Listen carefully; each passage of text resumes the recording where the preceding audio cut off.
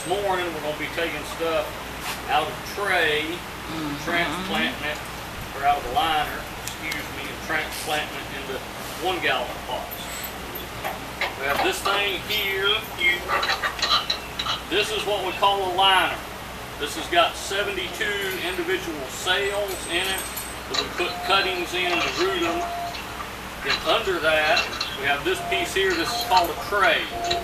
The main function of the tray is simply to make it a little easier, because if y'all notice this thing bending, these liners are not very strong by themselves, and once you get them full of cotton soil, full of cuttings, you got to be real careful picking them up, or they'll kind of fold up and break.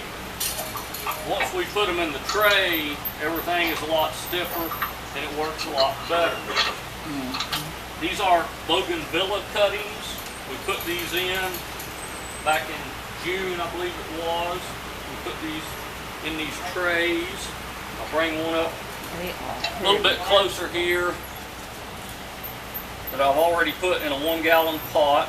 These are red. Bougainvilleas come in at least 3 different colors, but I've got red, white, and purple here. I don't know if they come in any other colors. I think there might be a pink too. I'm not sure what all colors these come in. These are pretty popular flowering plants in the springtime. They will be covered with flowers. They do have thorns on them. This one's got a thorn right here. And the thorns will get about 3/4 to an inch long, maybe a little bit bigger than that. They're pretty stiff, so they will poke you. That's one of the, I would say, downsides of Bougainvillea, is it does have a lot of thorns.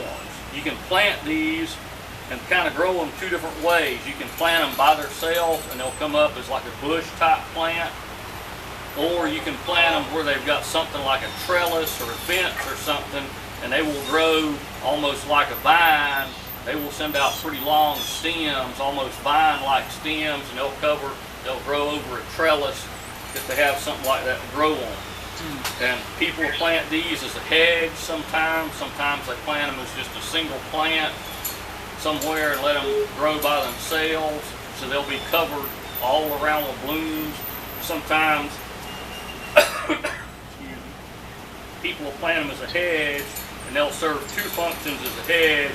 One, they'll give you some privacy, and number 2, because of how many thorns they got on them, it's unlikely for anybody to be coming in and out of your yard that way. So it works kind of like you can use it as kind of a privacy fence. People do plant them like that sometimes. There ain't many people going to walk through these, not more than once anyway. They'll figure out not a good thing. So I've replanted this.